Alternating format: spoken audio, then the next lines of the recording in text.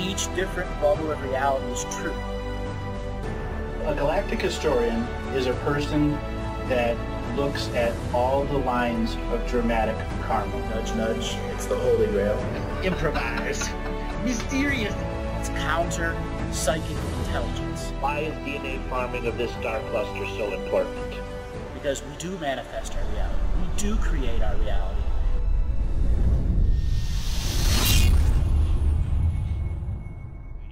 So we are live? Yep. All righty. As people slowly come through the webinar, welcome everyone. As we had a little bit of gremlin technical audio interface issues that we needed to cut cords with and switch computers.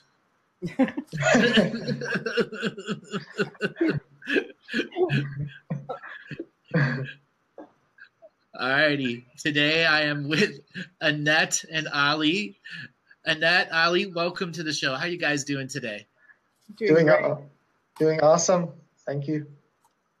Great. So, Ali, why don't you give a quick background who you are and how people can get a hold of you? Yes, my name is Ali. I met Andrew through a good friend of mine, Satyan Raja, and as soon as I met him, I met this extraordinary being, and we were looking at each other and was kind of looking at the reflection of one another, and it was like looking into the eyes of a brother, and we had a recognition, and it was such an honor to meet him, and we had a small ceremony after we met that night with a group of few other people. And that really hold the vision for what's going to happen in the new dream that we're going to have.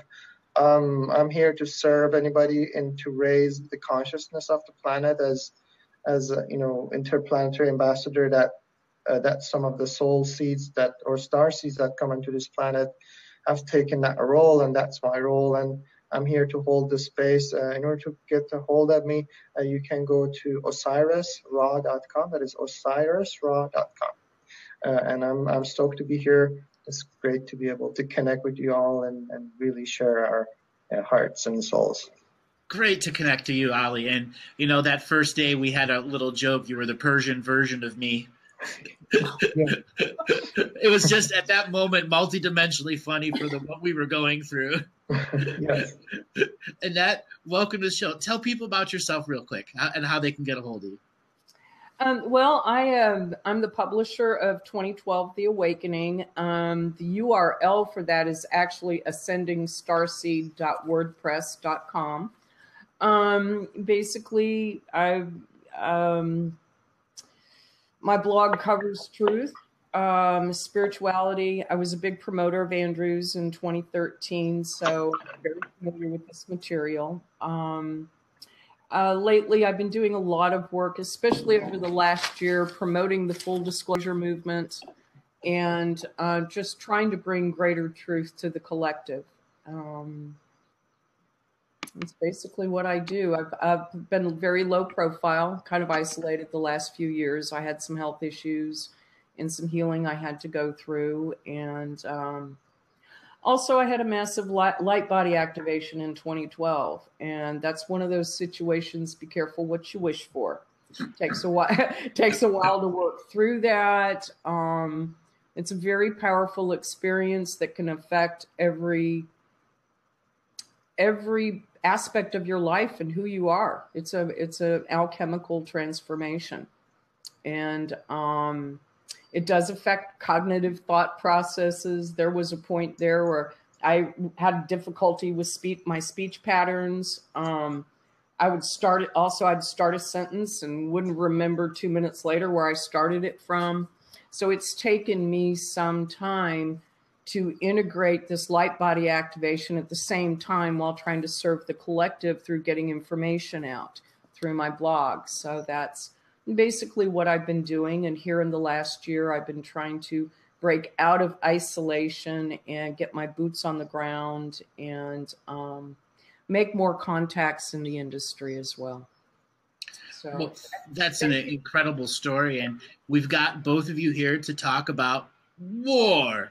What is it good for? Absolutely nothing, but defining the reality and why they got you stuck here. Yeah. So we are going to be looking at some of the denser stuff and trying to reveal some of the higher points of view, why it does and why it exists in perversion, why both the masculine and feminine have been driven into patriotic concepts and patriarchal concepts and lost the sacred divinity. War is a process of karmic resolution, and it has been heavily abused in this world. So both Annette and myself and Ali are going to dive deep. So Annette is going to ask some pointed questions, and we're going to have broad, unlimited point of view responses. Now, Ali has a very special process, as well as Annette. And we're bringing the chemistry of everyone together here to help peel back some of the layers that isn't propaganda. We all know that we're more than we've heard, read, or studied. We've all had something that has happened in our life that has been, hey, it's an undefinable scenario. And we want to learn more about it. But there are no books. There are no documents that you can go and study from. So we are here in a way to help, again, pull back that curtain, see some of the bigger concepts. Now, recently, the war hawks have been sending out their information again. War in Syria, war here. They're going to get the population worked up so they can harvest more energy out of them before they once again pull the rug and change the subject matter. So I want to give the ball over to Annette here to ask the first pointed question about war in the incarnational process that we have that's involved in it. Well, Andrew, when I was taking a look at the notes last night and covering this, right now the obvious situation with war is Syria, what's going on in Lebanon, and, of course, there's a lot of fear-mongering around World War III. This is something you discussed rather in depth in 2013, and I'd like to, just cover some basics for people who haven't heard this discussion before, because it goes much deeper than just, the bombing buildings, and, a lot of people are familiar with what's going on. This war goes so deep. We've also got the human sex trafficking, the refugee problem. All of this just coming out of the 3D war that we're taking a look at. But something that I think a lot of people aren't familiar with are the womb chakras. Mm-hmm. And how this goes a lot deeper than just bombing. So I think this is something that people really need to hear about. And So spread across the world, above and below and on the equator line, are like these bunches of grapes that are known as womb chakras. They can be anywhere from 1 to 2 kilometers wide to 300 to 400 kilometers wide, depending the amount of energy that's coming through them. They are separate of the Earth ley line grids. They have their own internal function, and they are directly connected to the inner light that's Earth. Now, the hollow Earth has an ability to influence those womb chakras, because they are part of the medium of light that allows the light of the inner Earth to come to the outer Earth. Just as the light that is coming from the solar system and from the star enters the crown and the root of Earth through the north and the south pole, creating the aurora borealis on both sides, that is the absorption of galactic or solar light that is brought into the internal light of the soul and that is redirected out these womb chakras as new birthing light. These womb chakras are what has been the big battle about Earth for the last 54 million years, to keep them in a form of control. Now, war is put on top of these high energy frequencies to suppress the birthing energy, to suppress the lowering of the veil of separation. For within these womb chakra areas, it is very easy to pass from 3rd to 4th density and have mystical and amazing experiences, have offspring that are capable of much longer lifespans, more powerful, their genetics function better. It is like having a mystical pyramid next to you that's constantly raising the energy. In the past, high object technology or esoteric technology were built all over the womb chakras. Syria, Lebanon, Israel, Saudi Arabia all represent a bundle of womb chakras that have a chastity belt of war on top of it.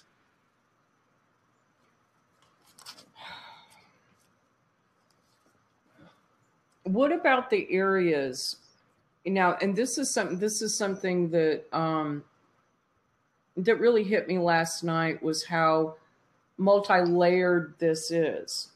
The war issue, because this isn't just a war about bombing and killing. One of the examples that really came up recently for me with the womb chakras and what the military is doing, and how this isn't just suppressing consciousness in the areas where we're getting bombed, but what about the war against areas like Mauna Kea?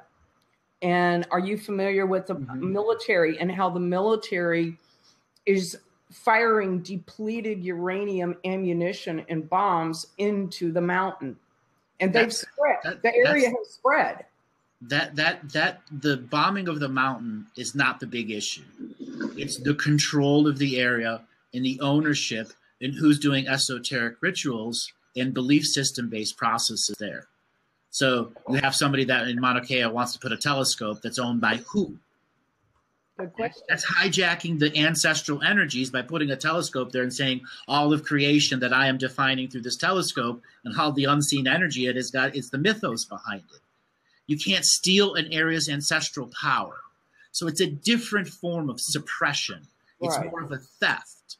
Whereas in the womb chakra areas where there's war, it is a direct suppression, because the energy is so intense. If they don't make a counter frequency to it, it will wake up millions.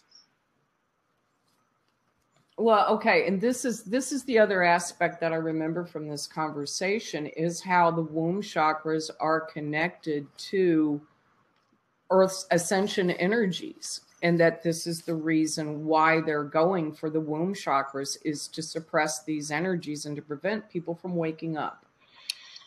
Well, in an uncontrolled scenario of a world, we would naturally going to and from these womb chakras on a cyclical basis, with the passing of the seasons and the moving of the stars. And there would be cyclical healings that would be done in mass scale, festivals that would be done there.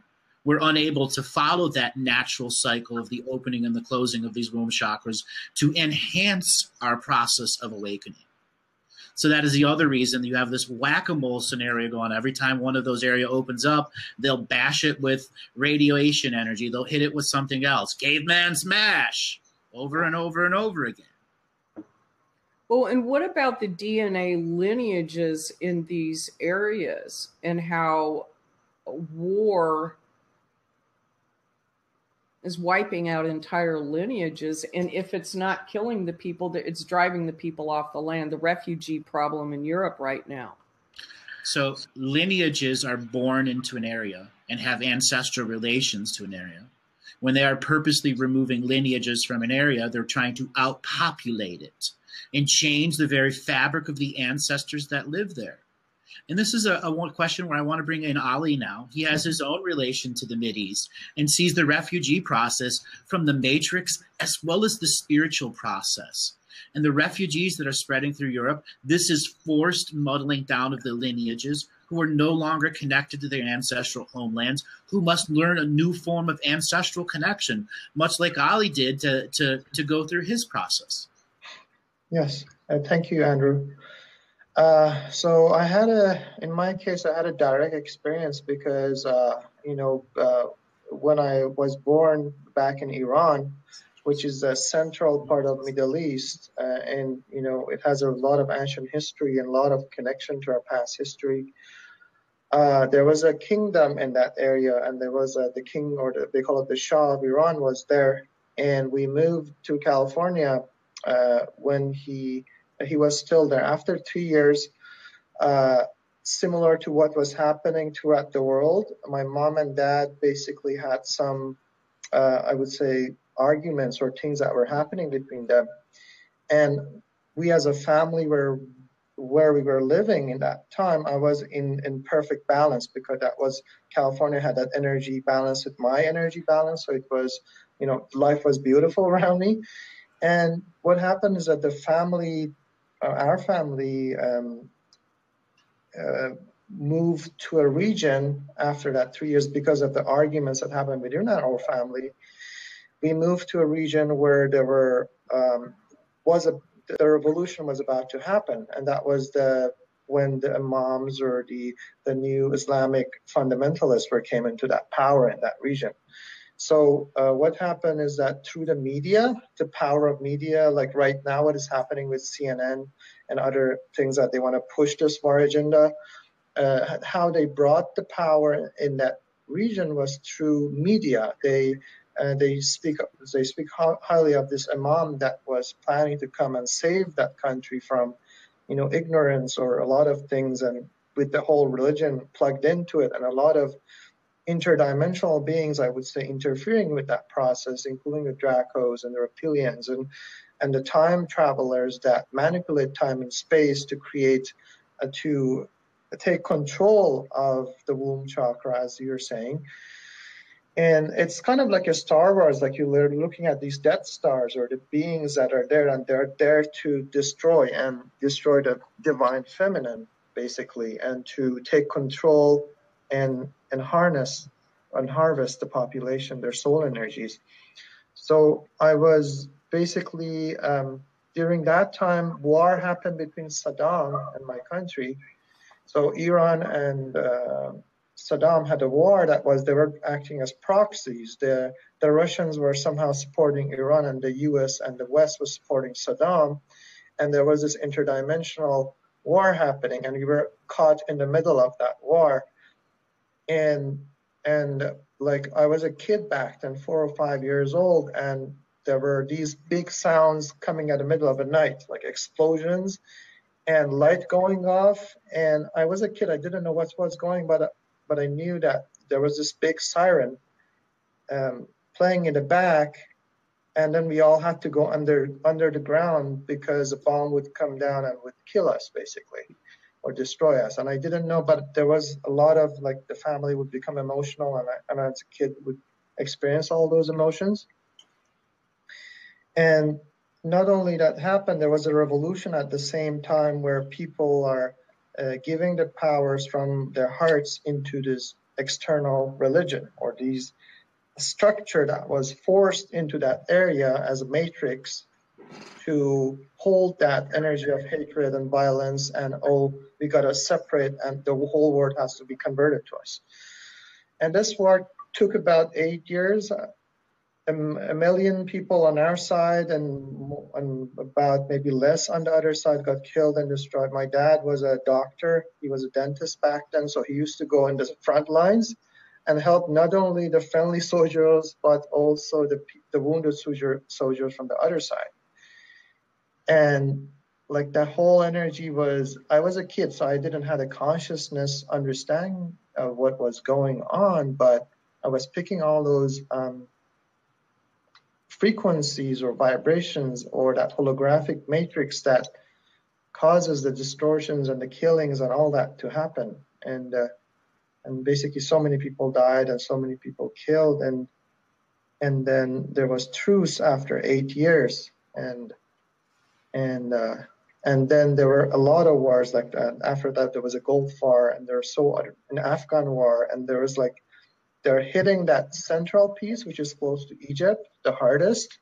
Like Egypt has a lot of problem because those are the key areas where the awakening is going to happen. Those are the most sacred sites.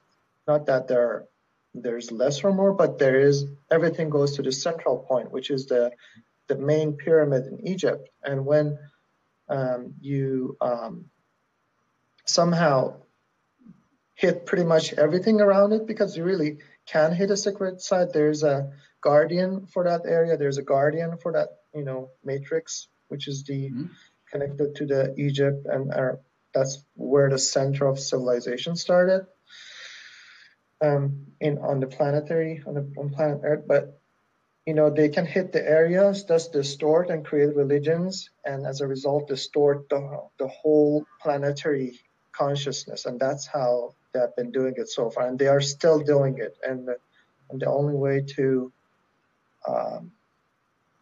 get around it is for people to do a consciousness shift. Don't listen to the media. Connect heart to heart beyond like religions or anything, and just be human. in that just be human in an Ali's story. It's a very truthful, from his heart story as being one that has gone through the whole process. And war, as it is now, is used to shift people rapidly from one position to another, so that the spiritual contracts that they made at birth are null and void, and that they must truly be in free willed on their own, entangled in a system that wants to mark you as chattel or cattle, valuate you, and steal from your very essence and create a future for you that is in mediocrity. So that is the nature of forced evolution. So Annette, let's uncover some more truths about war. What else do you have that is a pointed question that we can help reveal some of the greater points of view here?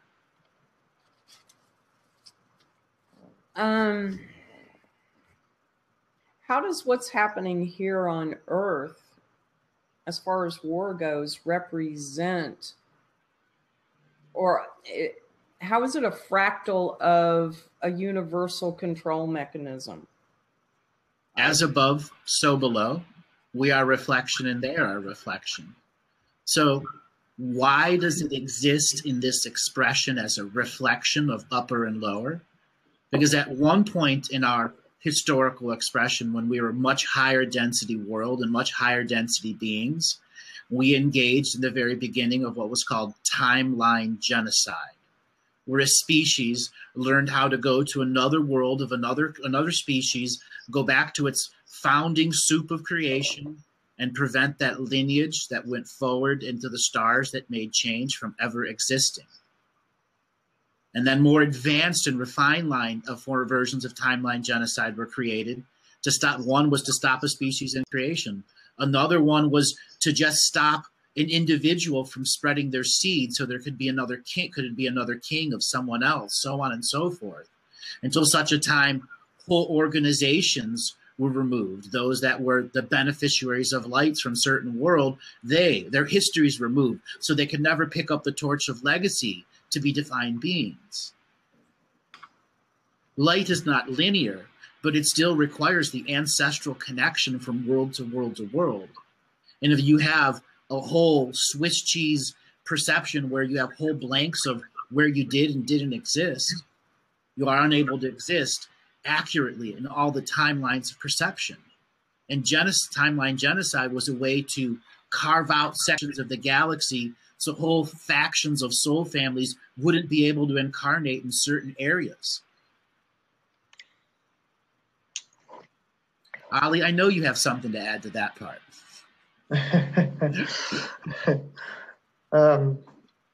Can you go into your heart and translate that something that you just said from your heart, so I can add to that?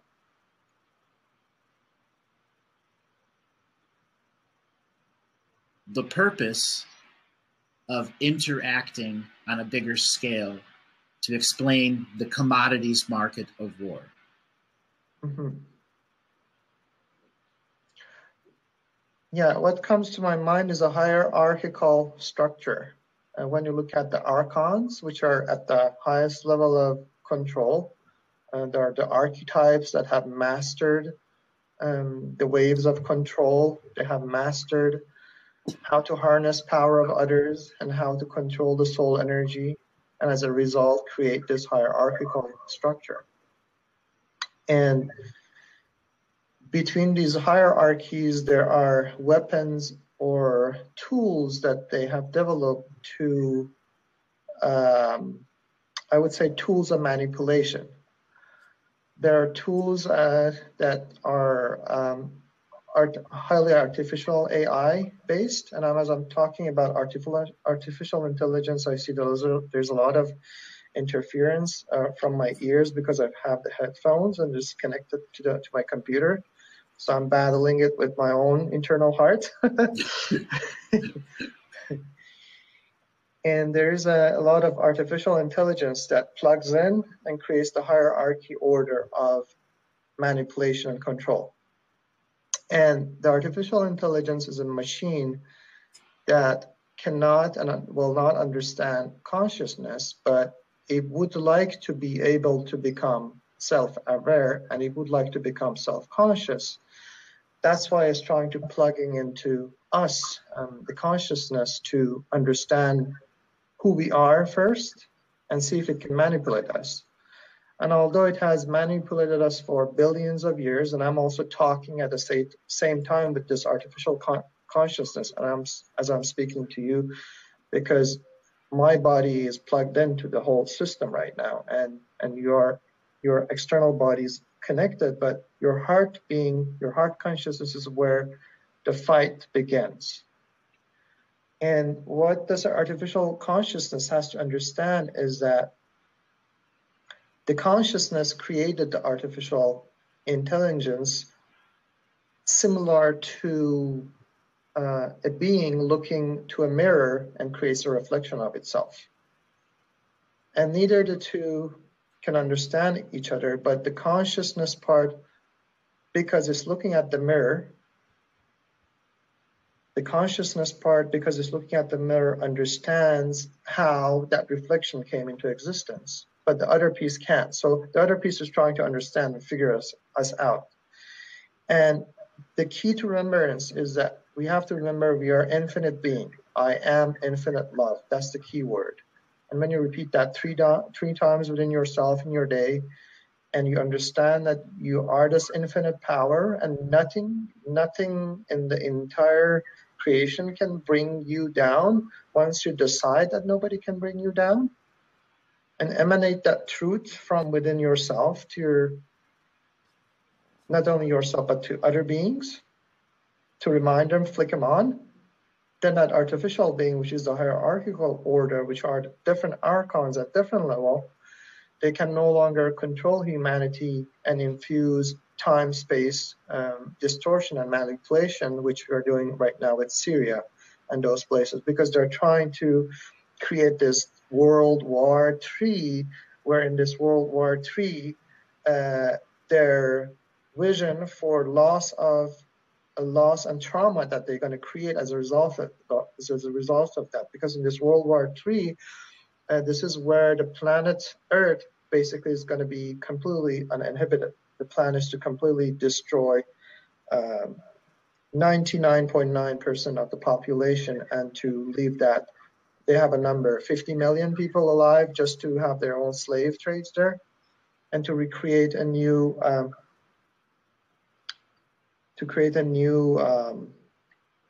archonic reality where the souls are lost, similar to what happened in Atlantis, where they infused the artificial Merkaba into this reality and created the time space distortion and basically almost like ripping the dimensions apart and saying, okay, these beings that are not supposed to be here got to go there and then mix with the regular being. It's like cutting your intestinal tracts basically and letting all the blood and everything go into different areas of your system.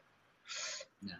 So when they came here with the archonic system, it was to confuse what is incarnation and what is reincarnation, and to make the avenue that had the archons the faster way to get into this world.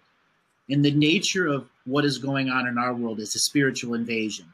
Celestial minds, these are planets who have billions of children that live on them, have been giving them direction. Go to Earth for your next manifestation.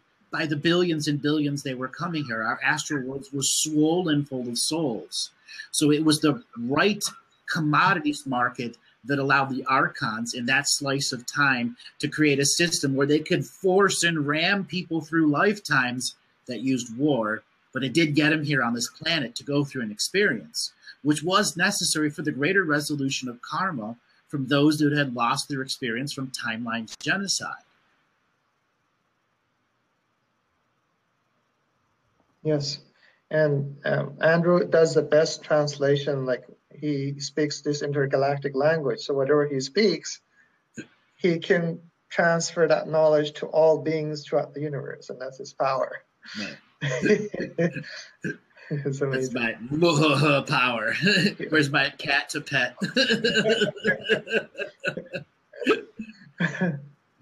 So, Annette, do you have anything that you want to add?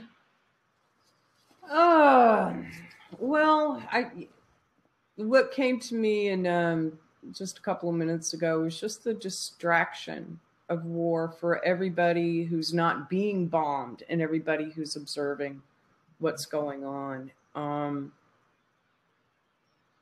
You know, there was one question I did want to ask Ali about how war affected your spirituality and your spiritual growth, experiencing that as, how old were you? You said you were young. About 7 years old, 5 to 7, yeah. That's a very, very delicate age to be affected by war. How did that affect your growth, your spirituality? You had mentioned religion, but we know religion is separate from that. And you're in a religious environment. What was your path, your spiritual path? Yeah, I was living at that time at my grandpa's house, and we had a young, we had a 16-year-old and about 17-year-old uncle of mine, and all these I would say paradigms of energy would interact with them, and so they become revolutionary, and one of them become against the revolution, and then once they're different. One of my family members become a communist during that time, because there was all these religions trying to harvest or go in and control what was happening in this womb chakra, Right. And the younger one had to fled from the country because he was young, and they were drafting for soldiers and stuff like that, and because they wanted to have him alive. Basically, the war was thousands of people being killed and stuff. So he fled with my grandpa outside the country, and they took a journey to different regions, and I was kind of being fed all the vibration of anxiety, fear, uncertainty into my energetic field, and just absorb all of that, and not understanding why I was experiencing that, because as a child you're open. It's like you absorb everything. It's like, yeah, you're a sponge. Yeah. And my second uncle had to fled the country too, because they were after him to get him, because he was against that revolution and what was happening. And he had a life and death situation where he was the water keeper in the desert, where there were imagine there was no water, and in the middle of a desert between 20, 30 people that are going outside the country, and he was keeping the water. And imagine how much fear he has, because at any time one of those that are too thirsty can come after him and kill him, to take the water. So he had to go through that, and he had a life and death situation where somebody shoot at him, and it almost passed by his ears. And then he's now living in the U.S. He's in Maryland, and he has a really good life there. But he went through that process, And so was your entire family split up and sent into just separate directions? Yes. So and everybody was alive, but you didn't go through death. In other words, everybody just was sent. And so okay. Yeah, my mom's sister's husband was sent to jail for 10 years or something, because he was a communist. And he had a daughter, a little daughter, and that was born when he was sent to jail. And imagine not seeing the daughter for that amount of years, and just I think after a year or so, the government allowed them to go see their family. But they told him that if you don't convert from communism to Islam, we're gonna basically get rid of you. And because he loved his children and his wife, he had to give up that ideology that wasn't serving him at that time. So there is this ideologies, many of them, because once you bring that, kind of a draconian matrix and install it there, it will create many ideologies. Like even communism itself is not a good thing. It is an ideology by itself, and it kind of takes the freedom, because it goes into, we are all individual divine beings and have a special blueprint. The communism says, no, everybody has the same blueprint, and put them in different structures. a group of structures, but every individual, like a finger, like your finger, as a blueprint that nobody else has, and that is separate. It's a different gift from the being part of this grand creation. So, the way it affected me, it created these distortion body around myself, around my race. Like being a Middle Eastern, everybody, like when you go walk through airports, good luck, Yeah, so especially during September 11 and so forth. So how did it affect your personal growth, though? Did you have a lot of problems growing up as far as socializing with other people, drugs, alcohol?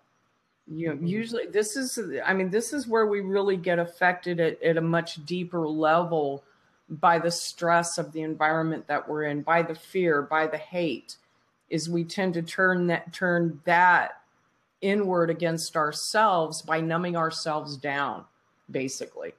And that can unfold in many different ways. For myself, it was drugs. It was sex, drugs, and rock and roll. That was the escape in my generation when I was growing up in America, and we weren't being bombed. So yeah, and it makes me wonder, growing up in that kind of chaotic environment, how it affects you as you're growing up, especially being a 7-year-old child. Yeah, I was lucky because I was pretty much very alone by myself. I couldn't relate to my school and everything, but these are the star seeds that were born at that time. The children star seeds. We help each other and we just recognize each other like that, and we would play with each other. So I had about one friend in my elementary school, and then we moved to a bigger house, and there was a good pool and everything, and I met a few other star seeds, and they really helped me to go into that joyous environment till I get almost to 17 and 18. And there was a time that I had to be drafted into military at that age. And that was the biggest fear that I had, because I didn't want to go to military, and my family wanted to take me out of the country because they didn't want me to be in that system. And I was really lucky because my eyes started to become very weak.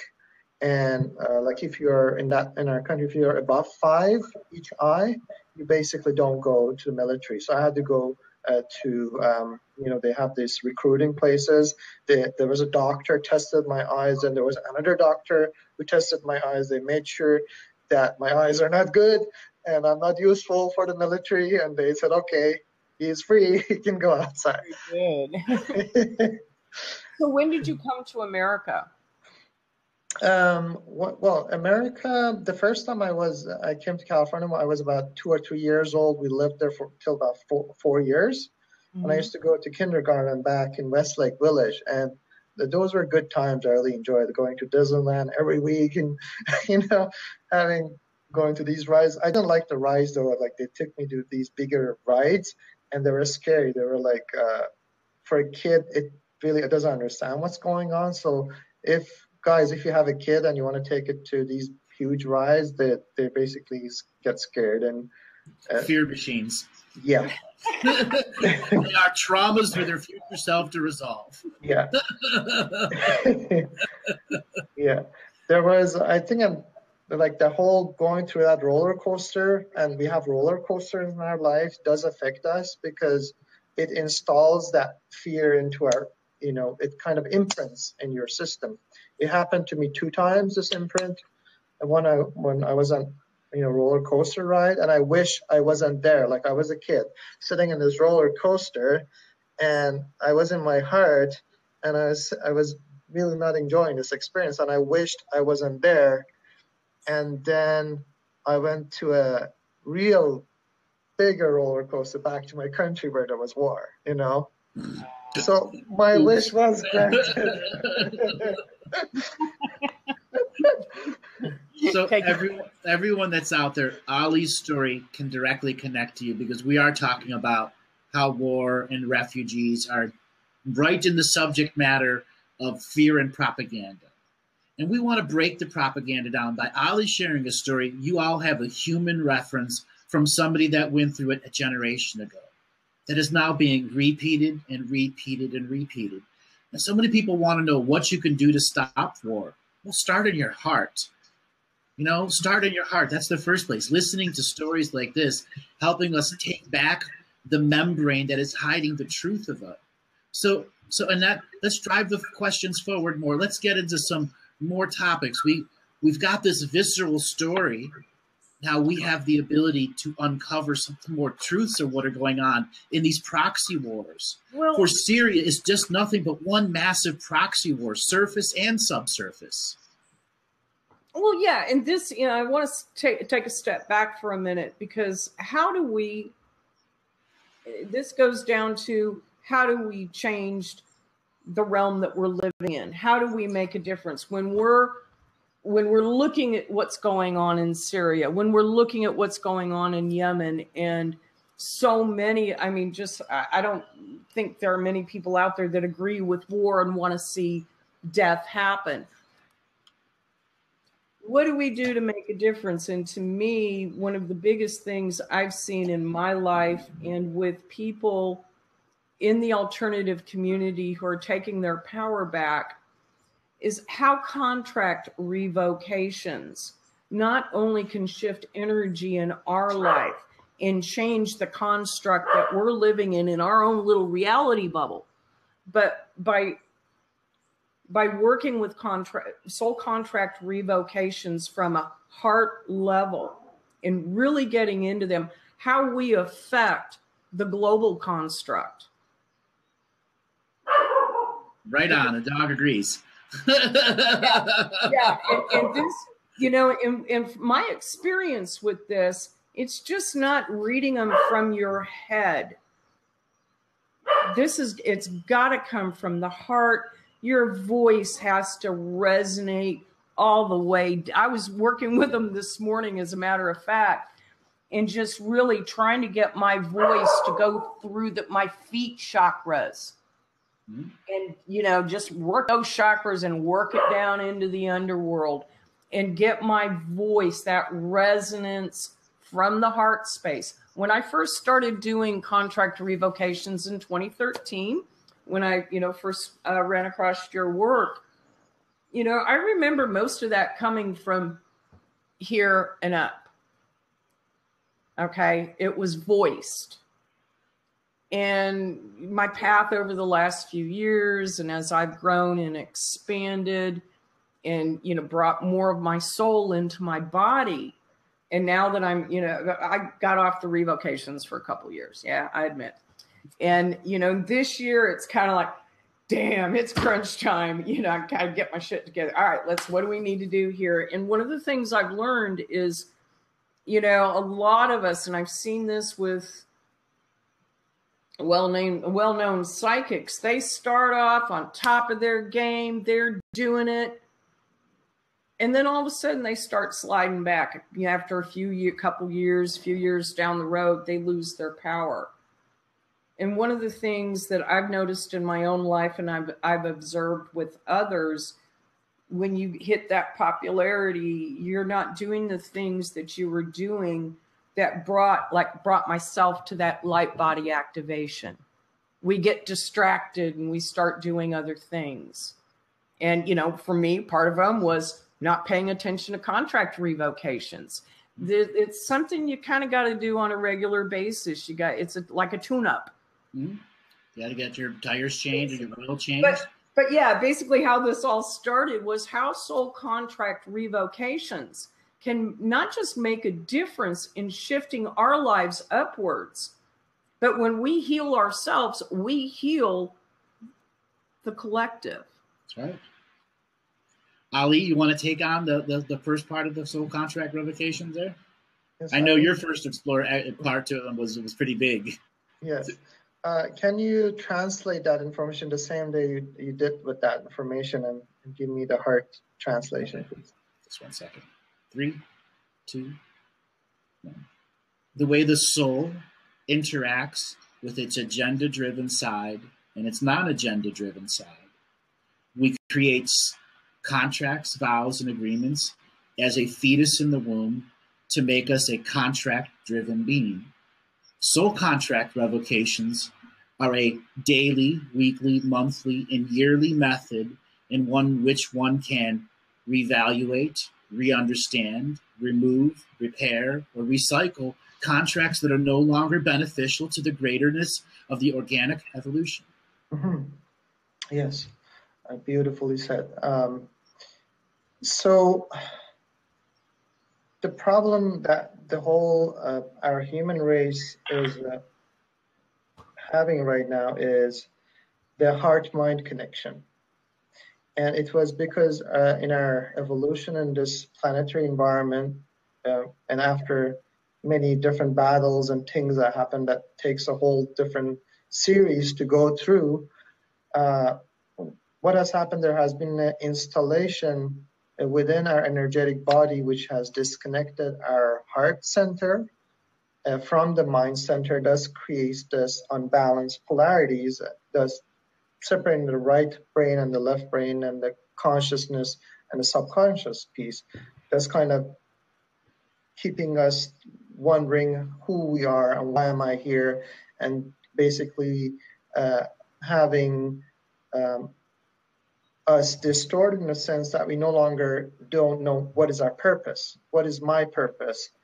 And there's this machinery in place, including the financial system, including the education system, including the pharmaceutical systems, and the systems of the systems within the systems being infinitely compartmentalized to keep us lost in our connection to our natural, infinite creative abilities.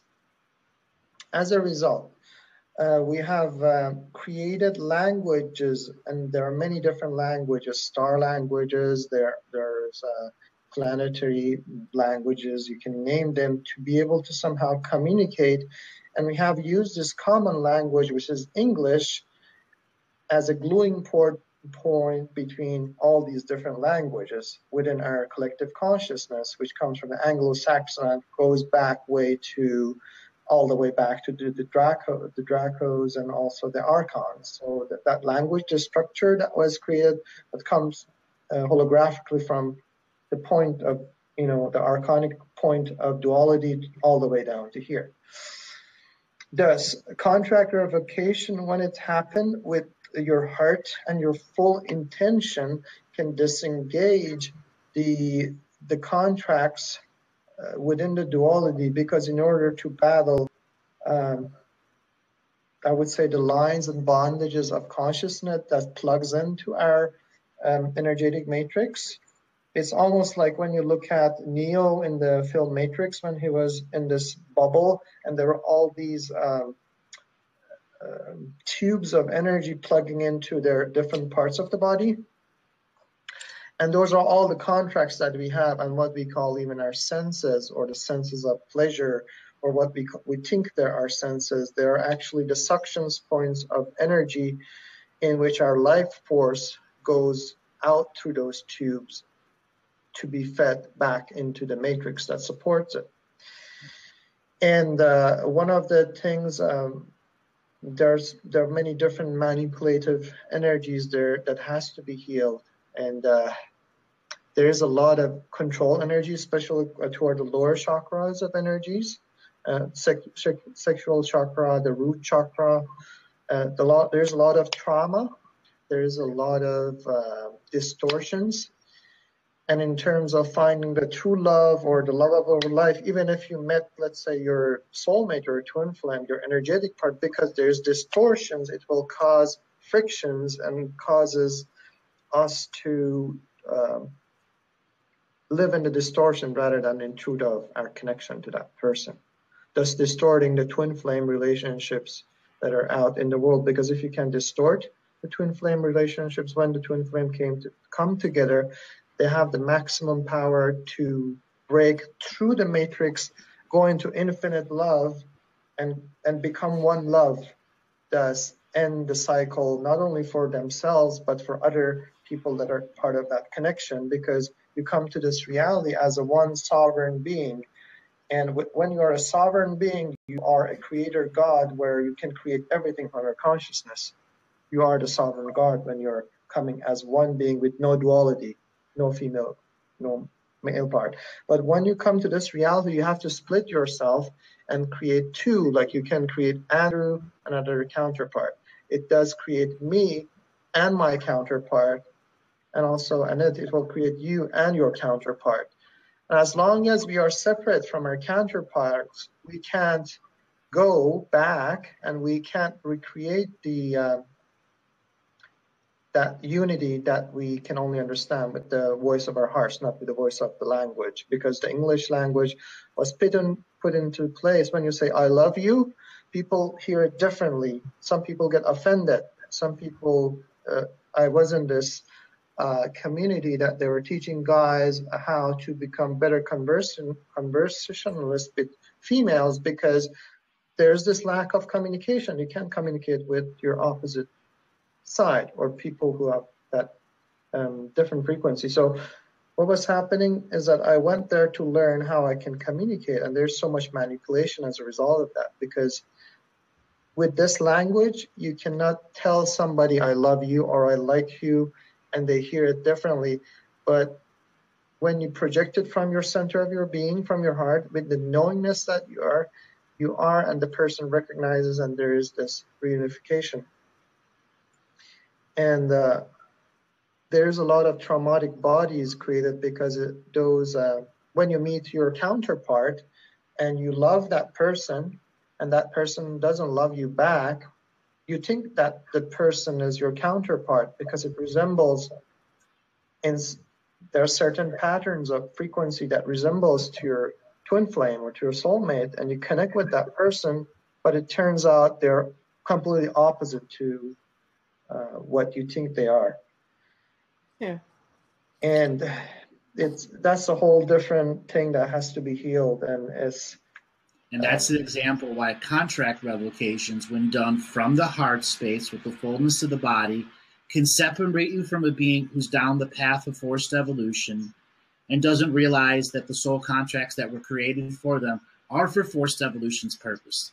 The guy that is going to go to the war versus you who had the eye thing checked out and didn't have to go and be a soldier and have to go through that breaking of your mind. Okay? If you would be a vastly different being. So soul contract revocations are an emanation teaching. It's not about the exactness of the words. It's the power of the emanation intent behind it. Knowing words is one thing. Words are just words. But when you put the infinite love behind them, with all of the perspectives that you can muster in that moment as your level of awareness, you are doing the mystical work of self-healing and self-nurturing. And a lot of people forget and do contract revocations with a scowl on their face because they're mad at something. And that's okay, because it's about defining a border and boundary now because you need it. Contract revocation is also the long-term game that enforces the boundary a year from now by the subtle preparation of saying, through the love-based source, I am not allowing my sovereign reality to give tacit consent to entities to use and abuse me. And war is that on a global scale. We are all giving tacit consent right now for Syria to go on globally, as well as subsurface and astral. It is the Dracos who are just looking for tacit consent from one being who might be in the collective of collectives, and they have the whole collective. We are changing potentiality by just having this conversation, because people can look at the masculine revocation and rewrite it in a whole different way if they really wanted to, that specifically get guided, laser focused to themselves. In the masculine revocation, there's a line there: I break all contracts, vows, and agreements with all dictatorships, monarchies, kingships, representative governments. I remove myself from all dreamtime societies that are part of forced domination and control. Those two lines right there stops the mass entanglement of the government owning your higher frequency. Because in government, we are giving away our higher frequency to their better view through tacit consent. And war is one of those micro ways that they take our tacit consent and begin creating reality-altering programs that stop our plans before birth.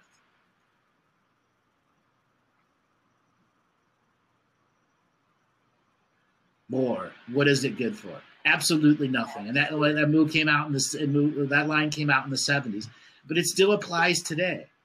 But today we're going to learn more in depth about how war is propaganda, and that propaganda is weaponized information. So Annette, how do we de-weaponize information? This is one of the reasons you started your blog. De-weaponize information. Oh my God, that's a huge subject, because information has become weaponized. That's right. And in ways that go beyond the imagination. It's subtle. It's in your face. I do want to go back to just take one step back, because this kind of plays into that question in changing the construct and rising above all of this. Can we use the soul contract revocations to read for civilizations, nations, planets? Yes. Because a lot of us have come here to change this paradigm, to take this planet back. So taking the readings from ourselves and our lives and our constructs, how can we take that to the next level, to reading for civilizations, nations, and planets, to change the world? So the first thing is getting some echo from you. Oh. The first thing is to understand that for contract revocations to work on the bigger scale, the emanation of energy has to have your full soul frequency connected to a frequency of this planet. That's the Earth. So rooting and grounding your expression, and then creating a companionship with the Earth, so that you know you have your direct line of communication. Like, you got the telephone number to Earth, you're going to use it. You're not going to call for a booty call, okay? You're calling for a directed purpose. You're not a sales call. Hey, Earth, here's my prayers, okay? You're not, again, you've got to find a way to connect to that planet, because the planet already understands potentials. And when you come to the planet with your prayer potential, you are showing the planet from your limited point of view how to change and maximize all potentials for this world. And when you understand that that is what your revocation is doing, assisting the Earth in the mass calculation of all potentials so all resolutions can exist, that is her function as a celestial being, surface, subsurface, and astral. So take away the manifest needs of changing the government and seeing them, all the cabal doing the perp walk, and you see this planet as a mind that is calculating all potentials. And that prayer line that you are giving helps her calculate refined potentials with your point of view a part of it. Okay, I want to make a couple of points here, and also have you expand on something. From my perspective and my experience, we are the living cells of the Earth's body. We are one. She is us. We are her. When it comes right down to it. Depending on what soul you are. Well, okay. But when we're connected, though, we have that ability to become one with the planet. And from my perspective, many of the living cells on her body have turned cancerous. And that's kind of the problem that's going on, is healing. That's still judgment. A cancer is judgment. Because it's a metaphor. I get it, but we're cutting hairs with the nature of your question.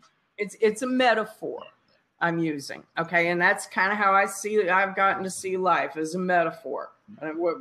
Did I talk to you about Trump being the trumpet? Right. You know, what a better wake-up call than a trumpet. So yeah. I see us as being, you know, there's a lot of people healing right now, and healing that cancerous, that cancer metaphor. I kind of lost my train of thought there. I was on a roll. But yeah, it's connecting with her. It's getting that connection back. In war and propaganda, sex, drugs, rock and roll, vaccines, medications, distractions galore have served to separate us from the planet that we live on. Not to mention the fact they're herding everybody into cities where they're living in concrete jungles. And it seems, you know, I remember when I used to live in the Los Angeles concrete jungle, right there near Hollywood, drove me to suicide. I mean, I didn't, obviously I'm still here, but.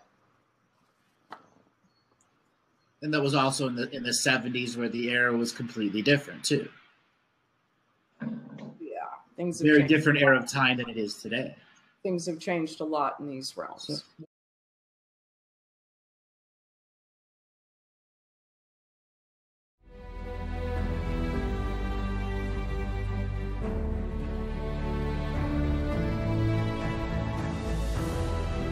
Each different bubble of reality is true. A galactic historian is a person that looks at all the lines of dramatic karma. Nudge, nudge. It's the Holy Grail. Improvise. Mysterious. It's counter psychic intelligence. Why is DNA farming of this star cluster so important? Because we do manifest our reality. We do create our reality.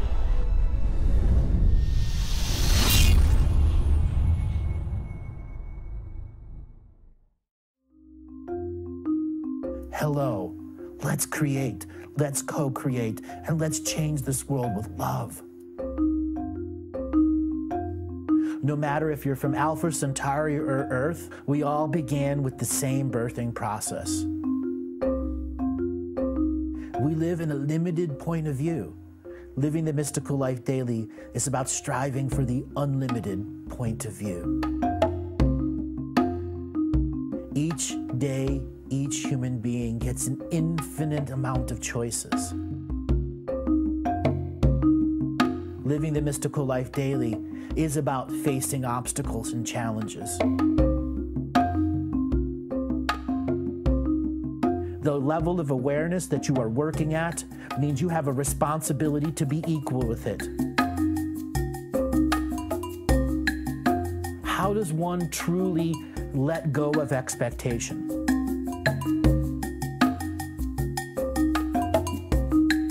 You can make the moment that you wake up to the moment you go to sleep sacred.